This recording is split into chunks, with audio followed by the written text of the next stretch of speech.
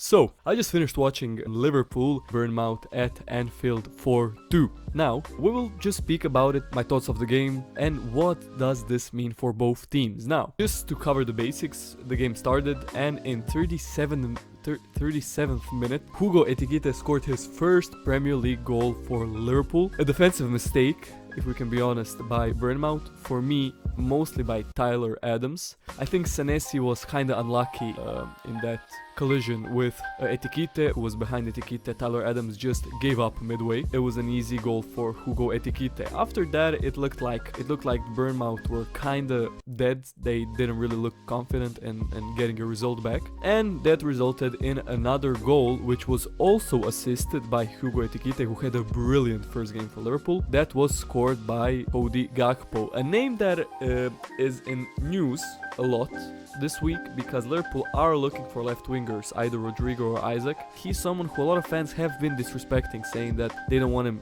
just starting for Liverpool this season, and for him to get a goal, I think it's pretty important. Now, the man of the moment is definitely Antoine Semenyo. Antoine scored a brilliant goal to make it 2-1, and eventually save a game for a neutral watcher, because at 2-0 it looked kinda dead. After that, Semenyo grabbed the ball from one half, ran all the way to Liverpool's goal and scored a great solo run, scoring his second goal and making it 2-2. At that moment it looked pretty shaky for Liverpool, but Liverpool didn't give up, and what happened was both fullbacks of Liverpool today have been substituted for Andrew Robertson and Wataru Endo. Also, Federico Chiesa came in for Wirtz, and at the end, Federico Chiesa scored the winner. At 3-2, 5 minutes to go, the game is dead. All they needed was Mohamed Salah to just score and do what he does the best. That was pretty much the game. Now, firstly, what I'm interested in talking about Liverpool.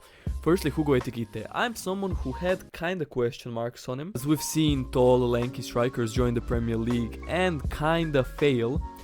But this guy, over the last 2 games, has showed me more than enough. Even the Community Shield and now today, it's not just the goals, it's the way he plays, it's the composure, it's his technical ability. He, for me, just looks like a complete forward and someone who doesn't look out of place. When you're looking at Darwin Núñez or Højlund, you're looking at players who look out of place, like they don't know what is going on the pitch. And Hugo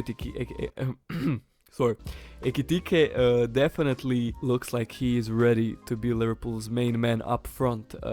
Besides that, Salah had a pretty good game in my opinion. He was great creatively.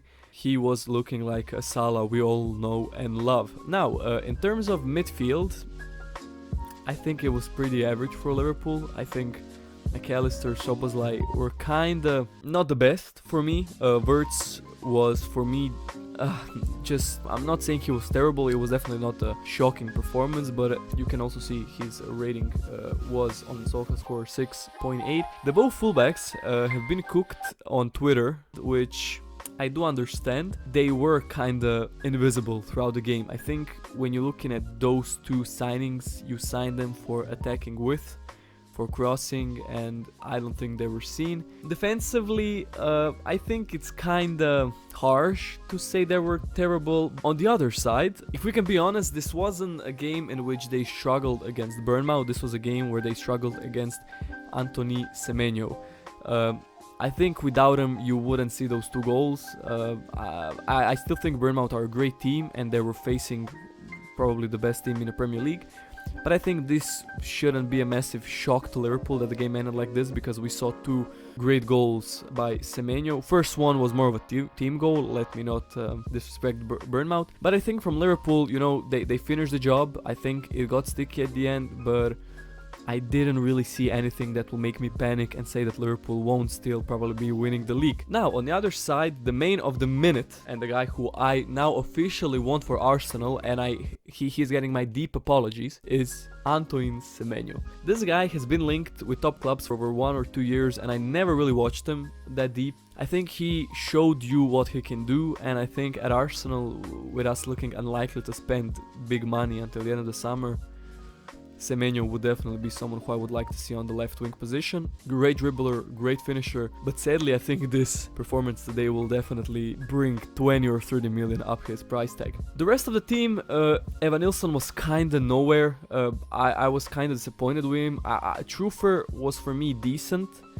I know these two got a poor rating, Diakite and Senesi, but I didn't really think they were bad. I didn't really think their defense was bad. I know they conceded 4, but I think Petrovic was sensational today. That's why his rating is so high. He was unbelievable. They have a lot of first team players out. Kluivert is someone who is the main guy probably. So I think they did good enough against Liverpool. I think this was a good showing from Bournemouth, in my opinion. Ahead of this season, it's a difficult place to come for your first game, and I think even though these two ratings are low, hopefully I'm not mistaken, but I think these two did form a decent partnership, because when you're looking at it, they are replacing Zibarny and Huijsen, two unbelievable defenders that are currently in Paris Saint-Germain and Real Madrid, probably the two best teams in Europe.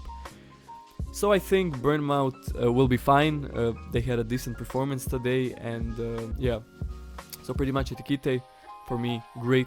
Salah great. That's kinda it for Liverpool. I'm expecting a lot more from Wirtz. I like the center back pairing, might be controversial for Bournemouth, and Georgia Petrovic, absolutely sensational today for Bournemouth. Great bit of signing from them. Out of this game, I don't think Wirtz will damage them. I don't think Wirtz will be terrible. I think I predicted with him that he'll be a great player, but definitely not 150 million pounds worth. He'll definitely not make them worse. He'll be an upgrade on the players that left. I think maybe the bigger problems will be their fullbacks, which I just want to see more of them going forward. And Semenyo, please, Arsenal, sign them.